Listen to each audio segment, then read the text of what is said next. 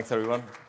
I was going to say, I just assumed everyone wanted to hear this talk. That's why you guys came, so I thank you for coming in. As you can imagine, I think I'm super excited about this topic for Zero Trust, but just to make a promise to you guys at least, my hope is by the end of this, when you guys walk away, at least you'll have a sense of how real Zero Trust can be for your organization, whether you have started today or whether you're thinking about starting one today. And just to kind of get a quick show of hand, how many developers? Ooh, awesome. How many security people? Awesome. They're like, we're a small but strong group. I love that. I guess, as everyone, is there a leadership, like a head of development kind of thing? Oh, a few. Awesome. Has anyone tried Zero Trust? Oh, perfect. So I have a few people who will judge me for my reactions over here. Perfect. So at least my promise over here, and if I don't keep my promise, I'll hold you guys accountable to just find me later on, just ask me questions. He didn't cover this part, so I'm excited for this. So a little bit about myself. So I've been in cybersecurity for a little over 14 years, and for the past 7+ years, I've been primarily working in the public cloud space. So AWS, Azure, Google Cloud, Kubernetes, Cloud Native. That's primarily the space. I've been fortunate enough that I've worked with a lot of Fortune 500 companies, work with them on strategy or how to get those things implemented. So a lot of the things you would hear today are learnings from what a lot of people have tried doing, what we have failed at, hopefully that comes across as well. And at least for my last role was a CISO. I'm still a CISO for now an EdTech company called Kaizencheck. Originally, from a personal perspective, I'm from Melbourne, Australia. Moved over to the UK 1 year ago, just officially 1 year, 2 days ago. I love great coffee and men's fashion, if you can't tell, is my thing. And I recently discovered my love for cloud security training. And that's the Cloud Security podcast that I run with my co-founder. She's around here somewhere. So that's a little about me. Now, I know we kind of had a few different levels of, in terms of experience and people who've kind of seen Zero Trust. So I did want to start by leveling up the playing field for everyone once. And don't worry, I would not try and bore you guys with a government diagram, which is very tiny one there. But essentially, the way I would describe Zero Trust, as much as there's a negative connotation to it, and a lot of companies try and change it to something more better than Zero Trust, because I think the initial thinking behind this was that, hey, we do not trust where the communication is coming from, so I want there to be a quote-unquote trust zone created between whether it's my network, whether it's my identity in the network, whether it's the applications that are running in the network, or whether it's my devices that are in the network. Now, there are different ways to kind of describe this.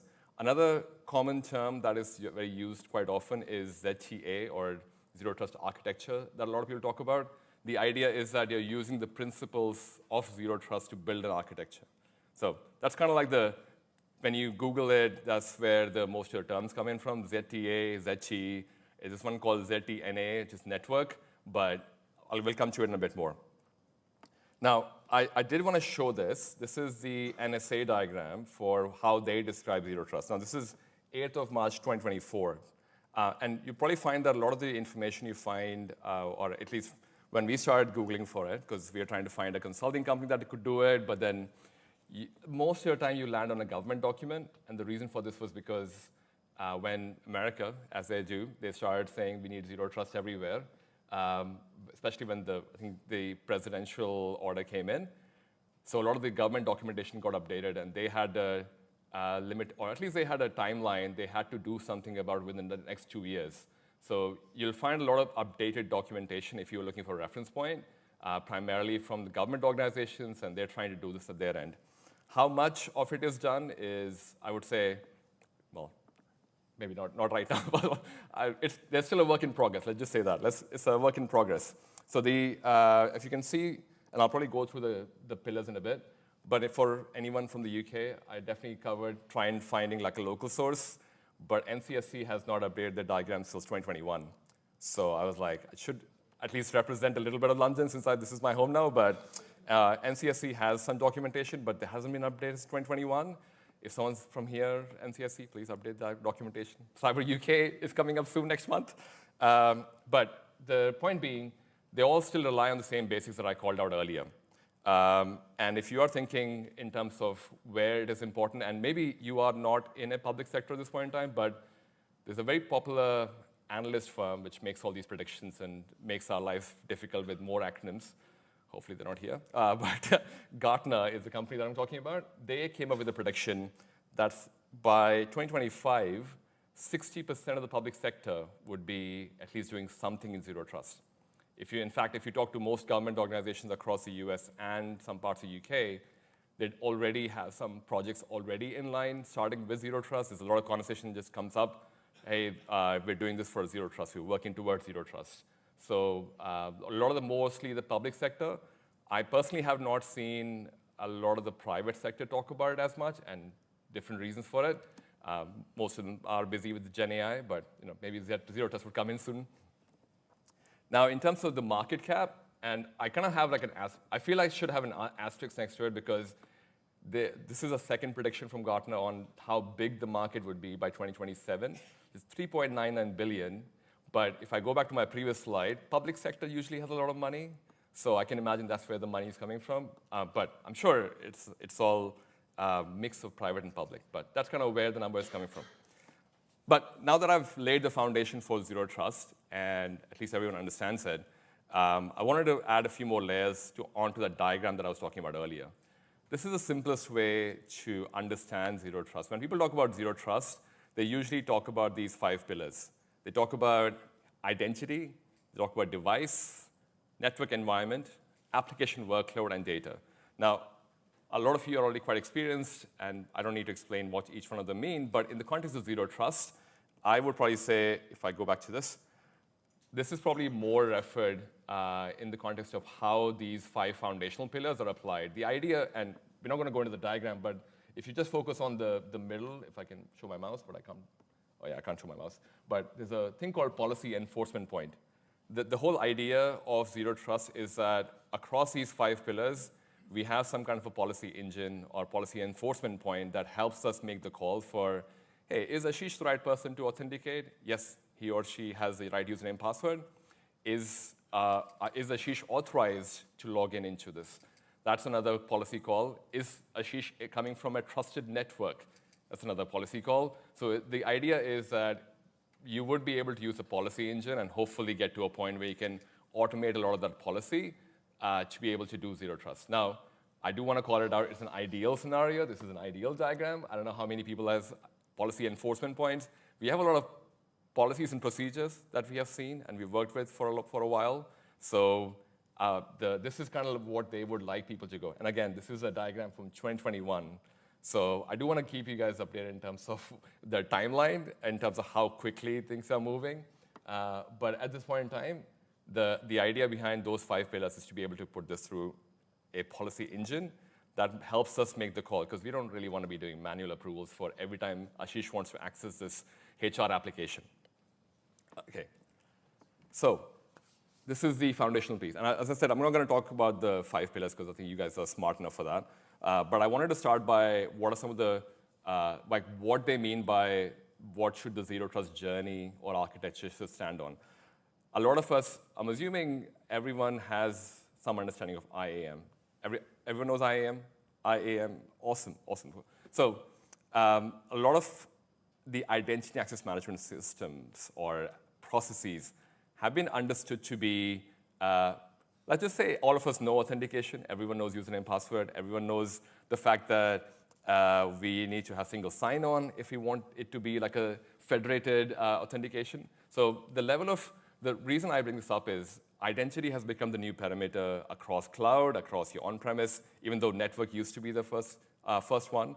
The way I describe identity these days is that, you know how on-premise used to be, at least for people who are from security background, the way we joke about this is that on-premise was like a castle. You have one bridge in, one bridge out. So if you get in, you can access everything you want, but if you have to get out, there's this one path out to the internet.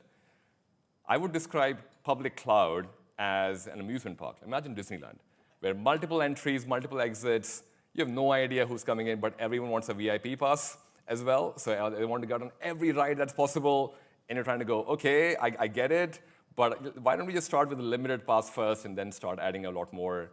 But the point being, identity is a lot more complex when we talk about identity in 2024, where we have cloud environments, we have on-premise environments, we even have OT, IoT devices that are out there as well. So we have started having a lot more conversation about not just human users, but non-human users as well. And I'm sure people who are in the cloud space already know this. Whether you're Azure, AWS, or GCP, you're already dealing with non-human users, machine users that are going to just do the task, servers that have identities, that have permissions that can be used for it as well. So the foundation pillar for Zero Trust in 2024, at least the way we have envisioned it, has been more around the fact that human users, non-human users, like for example, for humans, we know MFA works. For humans, we know that I want to know that, yes, Ashish has authenticated.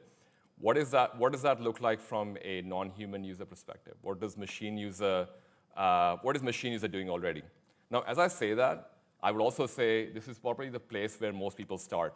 A lot of us have already proved we know IAM. A lot of us have been doing IAM for a long time. And we've already kind of started on the Zero Trust journey without even knowing it. Like the foundation of, yeah, we wouldn't let any random person on the internet just authenticate to our application. I mean, so hopefully I'm keeping some part of my promise where all of us are at least walking away with kind of doing Zero Trust, if we were at least starting to do it. And the second thing that we will talk about after this is, yes, I've made sure that Ashish has the right username password, but is he coming from the right device? Do I trust the device he's coming from? So that's the second layer of foundation that people talk about, where if you're trying to implement this in your organization, the very first tier, the reason people start with identity is because it's probably the most understood so far. It's also the place where we have the most maturity in most organizations, since we've been doing it for so long, unless you're using a custom application, like, I don't know, for someone who works in mainframe, those things are, anyway, they use like a numeric password still, like a 4-digit numeric password. So hopefully you're not in mainframe, but outside of it, primarily you'll find we have a good handle on identity as a general tech community. So the next layer that is spoken about these days is that non-human users, and the second one after that is identity of the actual endpoint or the device or the server or the laptop that we're coming in from. That's our second layer of foundation, where once we started working on the identity piece, we kind of have some sense of, yeah, I'm pretty confident. Identity is good. I've got MFA for human users. I have, hopefully, least privilege or role-based access control in place to have some confidence that only the right people have access to the right information. But the next layer of Zero Trust you probably would think about is the device they're coming in from, is that trusted? And that's where the second foundation, which is the unified endpoint management. To start in that journey is when a lot of people start doing your network segmentation is another word people use. They said, hey, on-premise, I have this super DMZ zone that I've maintained for a while, and I'm able to kind of look at this and go, okay, I've got a demilitarized zone. Anyone can do anything in there, but I have a private zone. So the point being, you need to know what your identities are and what your endpoints are going to be that you trust. Now, I will talk about a bit more about this in a bit later slide when I talk about the use cases.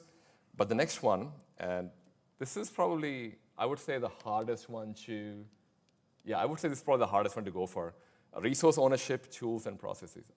And everyone, I'm sure, has an asset management system, which is very mature, very dynamic, which is more than an Excel sheet. Like I think I've seen, for context, we were, I was on a call with a CISO for a, let's just say fintech company, and they have over 400 AWS accounts, and they were using Excel sheet for like the Google Excel for recording 400 AWS accounts. I'm going, this is great. You'll be fine. So I think my hope is you guys have a better one. But the reason I say this is the hardest one is also because of the complexity of environments these days. You have on-premise, hybrid cloud, multi-cloud, cloud native. There's Kubernetes self-hosted, Kubernetes which is managed. So complexity in compute as well. There's also complexity in now we have multiple CI/CD pipelines. A lot of you are dealing with multiple languages being used in the organization as well. At the same time, you have to find the balance on being developer-friendly because you don't want to limit their speed. So these days, it's not easy for you to keep at least a log of how many real-time assets you have.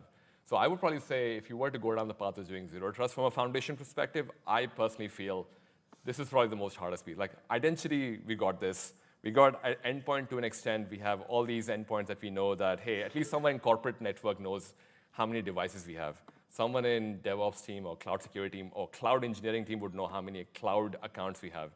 But it kind of gets a bit muddier the more complex the environment, but this is, at least for me personally, I found this is the most hardest one, because even if you get the resource, the next hardest part is who's the product owner, who's the owner for this, is the owner still in the company? No idea. So the longer the organization has been in existence, the more complex this third one goes. So that's why, at least for me, it's third one. Data classification, of course, it's a security thing, so we have to talk about data as well. And I think, at least since I moved from Australia, I find data is even more important in the Europe and UK regions. So GDPR is actually a thing. So I've been using that, well, I've been using it wisely, I would just say, but a lot of organizations sometimes don't even have a data classification. Now, I was joking about the whole Gen AI and AI space earlier. A lot of us, I've been fortunate enough through the podcast, I get to talk to a lot of people.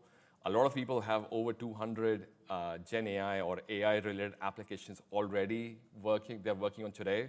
Kubernetes or container first is a very real strategy for a lot of organizations that are trying to go fast, even if it's doing AI projects. You'll find that what at the moment that is not spoken about is the incident response for it. Like, I think, and this is not, I would probably say this, we are, being security people, we are a bit paranoid, but there's a reason for that paranoia sometimes, where if an incident does happen, do we know, hey, like the risk that we are exposing ourselves to, is it a high risk, is it a low risk? Is it really something that we should be worried about if it's just public data? I'm like, yeah, mate, we have the website, as long as it's not defaced, but if it's like PII or personal identifiable information, like my driving license or my passport number, you would want to have a bit more, like, I mean, and think about this from a developer perspective, you probably would not want your own, like the application you're building, you would not want that to have any secrets or anything which is customer data sensitive, because that's where the trust of the actual customers coming from. So I would say this one is partially easy because you can have a data classification for, I think the simple ones, if you've never done this before, it's literally what is confidential, what is private, what is public. Those three are the most simplest data classification to go for. Anyone can do it. As an organization, it's very easy to tell what is confidential, what is private, what is public. The hard part over here is that imagine if you are an organization that's been there, I don't know, for years. You've been doing this is before internet, and there are a lot of companies that have done this before data center was a thing. And now there were data centers, and now they moved to cloud, and now they're doing multi-cloud and the data center. One of the biggest challenges we found was that a lot of data from a certain number of years ago is no longer relevant, but would you have the time and money to spend on going back on that mountain of data that has been left for years? No one has classified it. No one knows if it's even relevant. I mean, no one wants any data that is probably about something which is not even a system these days. But is a business ready to spend money on a project that's going to go through data for, I don't know, 25, 30 years? At what point do you kind of draw a line for, actually, I only care about data for the last 10 years or 5 years, whatever that tenure is. So as you can see, the complexity and the practicality keeps going down as I keep going down. But the intent is to at least have you informed for what is practical. So hopefully this gives you that information. So from data classification implementation or foundationally, the biggest challenge we had was when we spoke about, hey, okay, we have a data classification. We know confidential, private, public. How do we find out about this data? The first challenge we had was how much data are we okay to classify? The second challenge we had was data sprawl. Like some of us, maybe all of you have done a big data project when people were talking about big data before Gen AI. A lot of that conversation was primarily around, hey, we have a data scientist who happens to work for a university, who wants access to the data, and I promise they'll delete this after. And give it to them. They said they deleted it. You have no idea if they've actually deleted it. And that's just one scenario. That's called data sprawl. And that's a very real thing as well. There's a whole category, again, Gartner has created called DSPM, if people are interested. It's a Data Security Posture Manager, which helps you identify any sensitive information across your network. You can Google it later, but the idea being it is a real challenge. Even if you were to just classify data, just to identify where's my, I was going to say where's my car, but where's my data, if you're still going to call that. But that's basically the other part which a lot of people struggle with, because I didn't even know where to start. If I were to just go 20 years, 10 years, 5 years back, how many projects have we done? We have 400 plus application with many contractors that came in and went. Is that in their personal laptop, not in their personal laptop? Like, who's going to answer that question? So at least that's where I felt that's the complexity for that. The other one is unified logging. Now, this is, I would say this this is kind of like IAM. A lot of us already do logging for performance monitoring. A lot of do logging for error management, troubleshooting. Some of you may already have security logging being separate as well.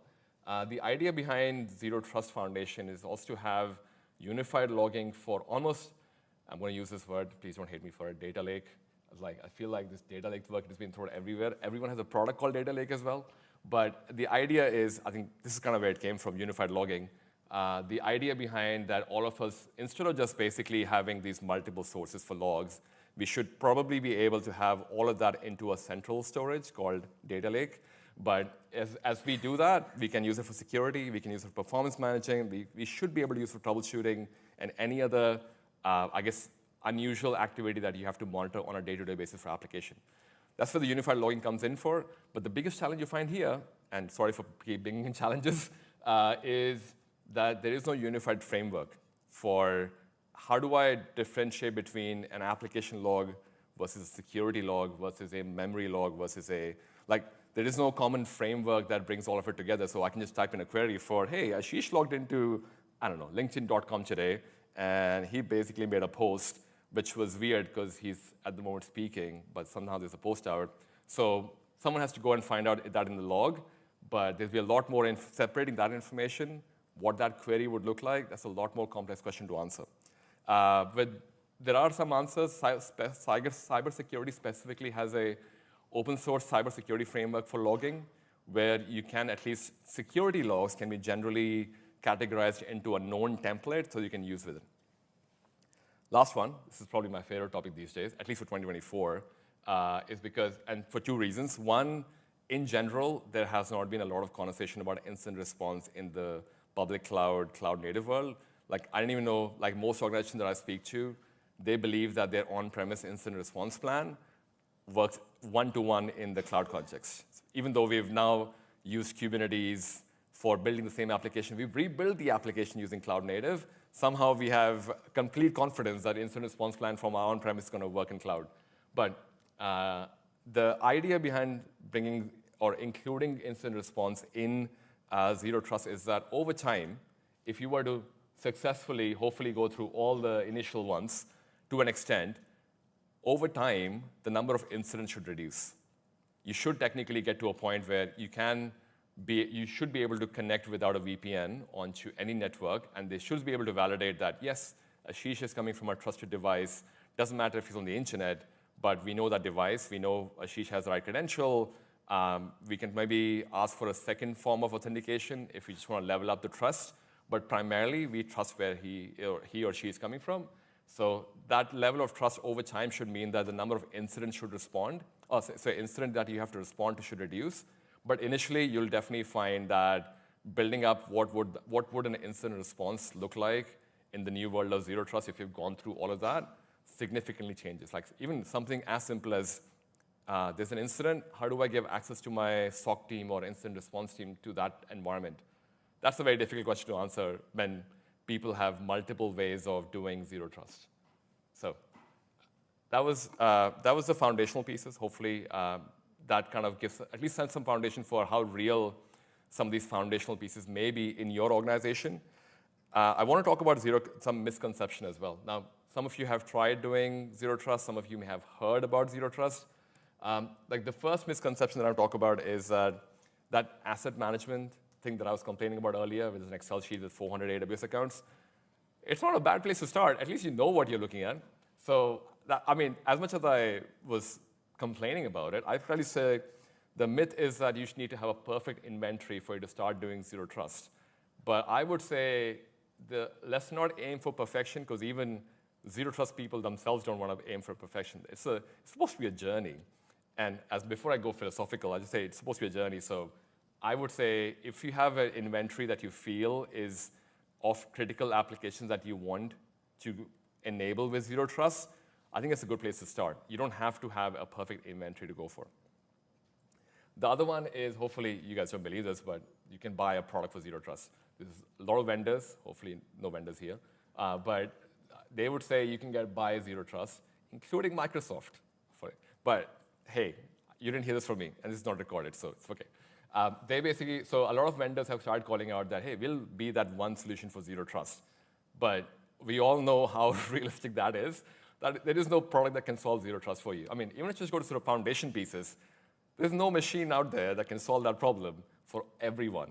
And even if they tried to, it's only part of it that would be solved. And to make sense all of it together, it's not even practical. So I would say that is definitely a big misconception. So hopefully people don't have that as mine. The other one is end state vision. I was talking about perfection on my first one. I'd probably say most of the zero trust work we have done has been around the fact that we have a North Star. We go with the fact that we want to at least have our identity, which is at least our new parameter that we're dealing with. We trust that should be zero trust. Now, what that looks like may differ for the risk level of your organization. Some people are okay with the fact that, for me, zero trust is that Ashish can log in from any device he wants as long as he has the right username, password, has MFA.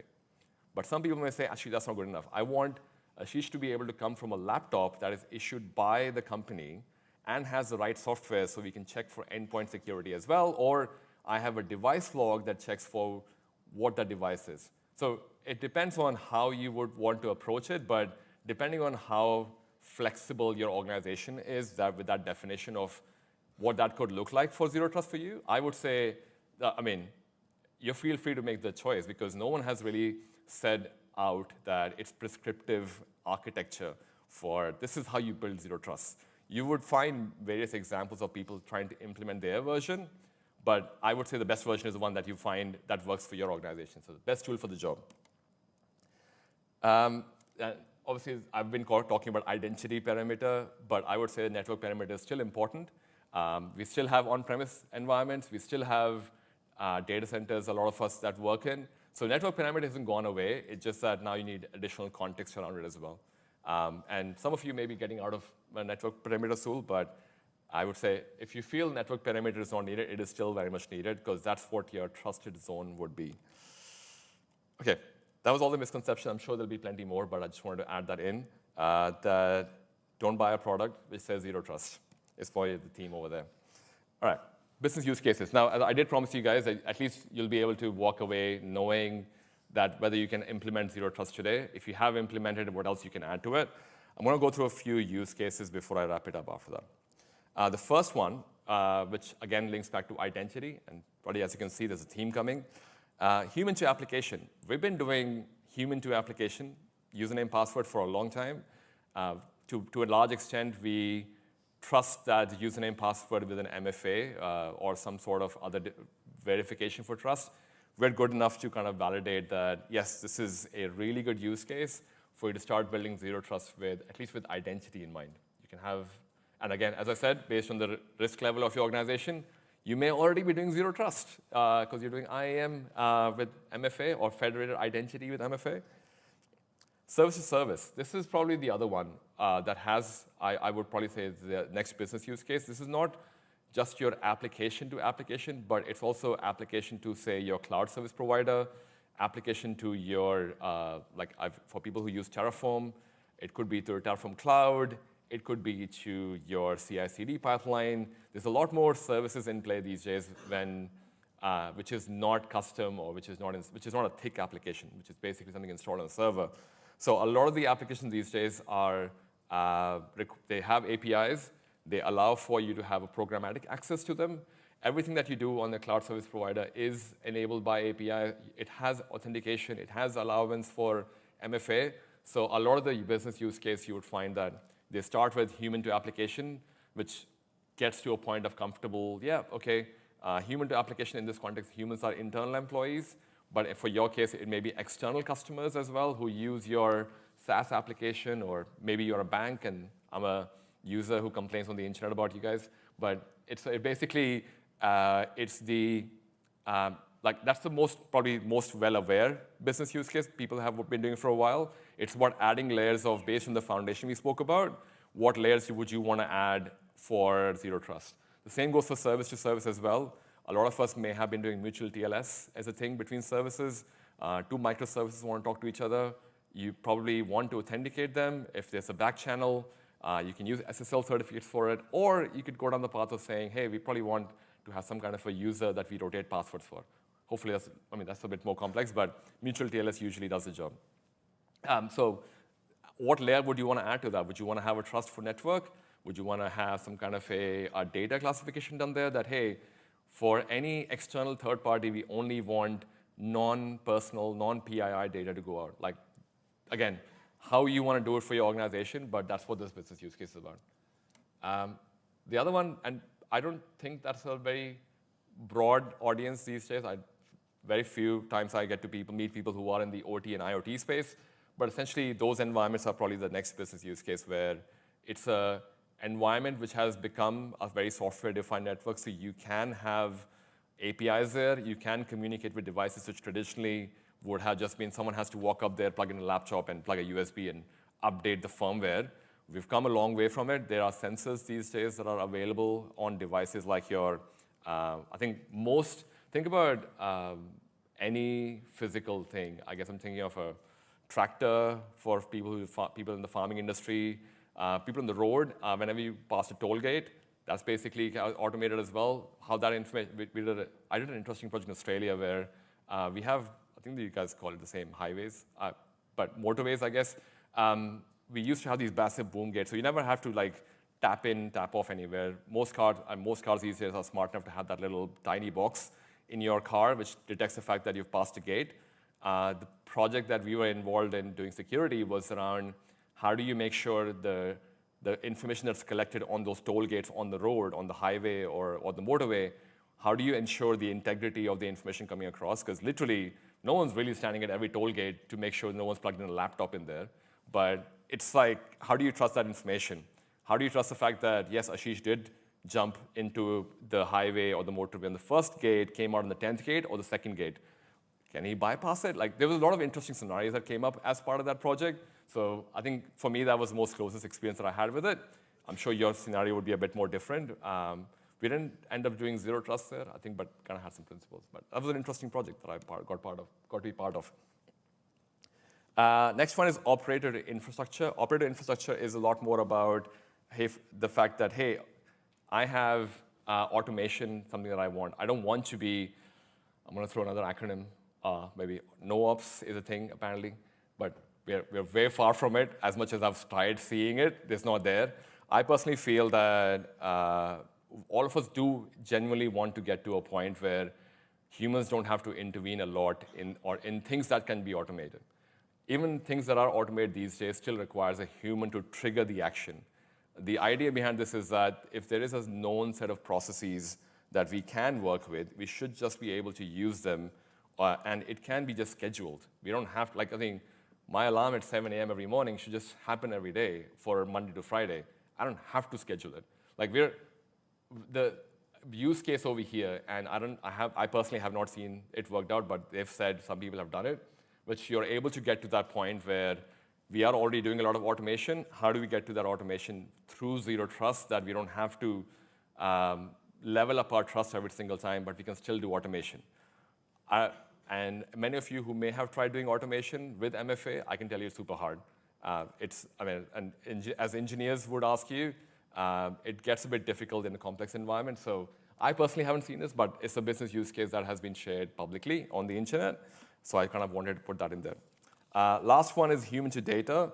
This is more in that privacy space as well as knowing what data we have access to. I kind of spoke about the data classification earlier, so I probably would not share a bit more of this, but it's very obvious what that human data piece is.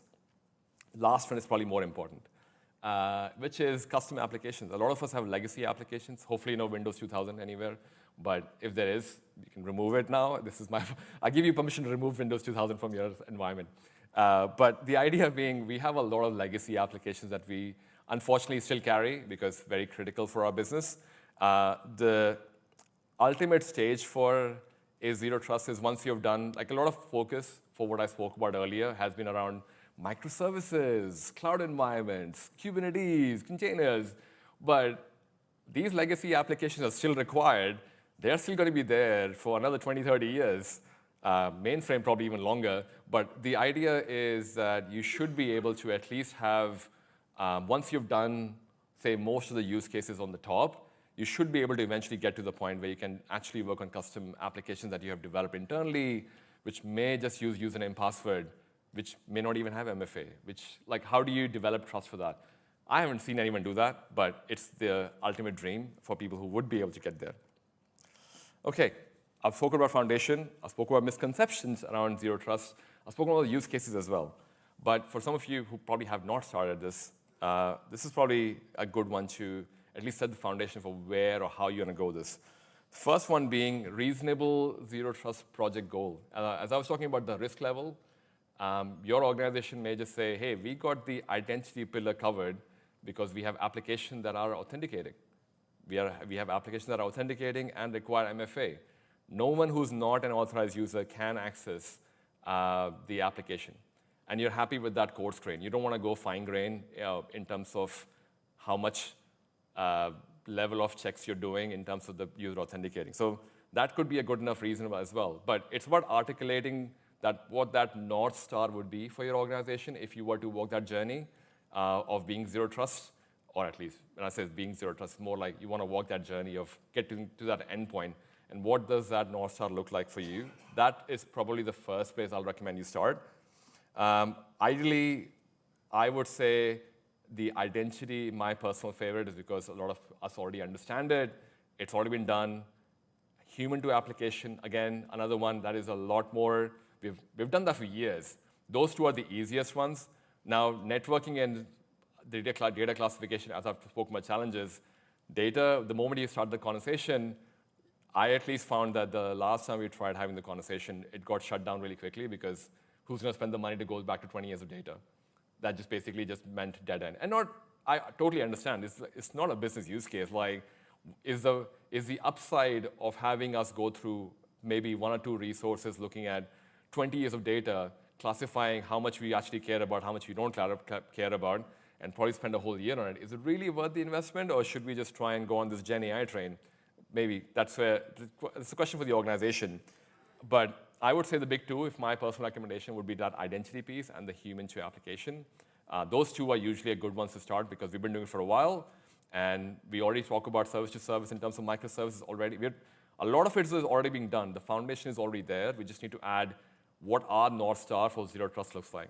So that would be probably my recommendation for big two, but you could totally go down the data path and do other things as well. And this is probably a hard one, probably for everyone. Even if developers, security people, documentation is not a thing. Hopefully, Gen AI is supposed to make it easy. So maybe this is possible now, that we don't have to document anymore. But at least the way I see it is that a lot of us have started walking the path now that most of our environments are supposed to be dynamic. A lot of us may be mature enough that we make changes in environments on a daily basis, on a weekly, monthly, quarterly, much more frequently than what we used to. If you are one of those organizations, you probably are already doing a living architecture diagram where it just keeps changing, or maybe it doesn't change. But the idea behind zero trust is that more than the living part, it's more the flexibility part, where it provides you flexibility to add more layers rather than make it more stringent. So that's kind of where the living architecture piece comes in. It's not from a perspective that, hey, we have defined that there's a 3-tier web architecture which is going to do all these microservices, API, whatever. It's more around how can we give flexibility that we still continue to work at the speed that we have always worked as an organization. That's where that comes in from. Other one being realistic scope to building authenticity. This is, I would say, goes back to the first point, which is the reasonable expectation for what you want your North Star to be. So that would help you scope for what you want to cover. And again, if you start the journey for zero trust, it's not a 6-month project. It is definitely going to be a while. I think I have been involved with projects have been running for at least 2 years, and we're still doing at least the networking part. Segmentation is what we're working on still. So I would say having a realistic scope and the realistic timeline for how long it may take, especially if you're an enterprise that has been there in the industry for a long time, I would probably have a realistic scope from that perspective. If you want to have, say, the business wants to know what's the return of investment for us going down the zero trust path because you believe in it, how quickly can you show some, for lack of a better word, points on the board for yes, we are making progress, I would say, yeah, have some realistic scope around it. Retrofitting versus modernization. This is kind of like taken from the whole conversation about moving to cloud, but it's still relevant. You can retrofit into an existing environment, which is where it goes back to the North Star again for how you classify zero trust. So you could basically, whatever you're doing today, you could add layers of zero trust in there, and that becomes like a business use case. Yeah, this is what we understand zero trust to be in our organization, and we're doing this. This is what we are retrofitting it in. Or you could do what a lot of other organizations are doing or being forced to do in public sector because of the government narrative. They have to completely change how the network works. They have to completely change how the architecture is done. So the choice is made based on the North Star that you would probably end up on. I'm going to throw a word DevSecOps here, but it actually is something which we talk a lot about in the security community because we want to work with developers. We want, I think the idea is all of us want to create great quality code written for great applications that we all can be proud of. And making security integrated, not by making it a stopper, is definitely something all of us believe in. And the same policy or the same thought process is required for zero trust as well. So you would find that not everyone is on the zero trust board. I think I can't even remember the organization, but one of the organizations had to reword the zero trust because somehow it came across negative to a lot of people. It was more like, so wait, you don't trust us? Is that, like, we've been working together for 20 years and you don't trust us? I'm like, no, I didn't mean it in the English context, but I did in general. So some people had to change the name for zero. What does this look like in your, so you may hear the word high trust sometimes as well. There's a lot of different variations of it, but the idea is the same, where we believe that, hey, this would mean that we'll have fewer incidents. Hey, this would also mean that we can give a lot more flexibility to developers. We can give, doesn't really matter if it's work from home or work from wherever, the level of trust can still be heightened easily, and the number of threat scenarios also change quite dramatically as well. But anyway, that's kind of is also the point that I want to call out. All right, last few slides. Business metrics. Some of you are obviously leaders. Some of you may want to share this with your leaders. This is some of the metrics we basically started working on to start showing the ROI for what's the point of all this money being invested, especially if it's going to be invested for a long time. Some of the metrics that helped us was, in terms of coverage, how many applications are already zero trust enabled. Like if your zero trust North Star is, I want to have all my human to application identity covered for that, how much coverage do you have across the board for your applications? How many, is there well, maybe you have a data lake, maybe you don't have a data lake. Is there a centralized telemetry you can have for all your applications? Do you have a security data lake? Maybe adding another layer. The other part where people also get interested in, at least from a security perspective, is that if zero trust means more security, does that mean that the number of detections I can do for threats are higher? Do they reduce over time? If they do reduce over time, then the ROI is the fact that, hey, before zero trust, we used to be, 60 incidents in a day. Now we're down to 10. That's a great ROI to show to organizations as well. So having some historic comparison for the number of security events, that definitely goes a long way in showing that before the zero trust implementation, this is how good we got. Last one is probably, for security people, is probably the pain in the butt for a lot of us, which is the number of false positives we get in the environments. And this is across the board for most security products out there as well, that sometimes the first time you implement something, there's a lot of false positive. Over time, the intent is to kind of reduce it. Okay, last slide. What is the next step after this? My hope is, at least you have some practical understanding of where you want to get to with zero trust. You have some idea of where you may already be for zero trust and some idea for how you can have a positive impact in your organization for implementing zero trust. But that said, thank you for your time. And I think we have a few more for question, a few minutes for question if anyone has any questions, but everyone understood zero trust otherwise. Do we have any questions? You can yell it out as well. I love it. Everyone understood zero trust. So what I will say is I've learned from doing many, many security talks now that asking security questions in a group of strangers always feels like a terrible idea. If that's you and there's something from this talk that you would love to chat to Ashish or any of the other speakers, please come up and say hello. Nobody's scary and there's no silly questions. So wherever you are on your journey, make use of the people who are here speaking today and come and have a chat. So thank you so much for speaking. And let's give a round of applause to Ashish. Thanks so much.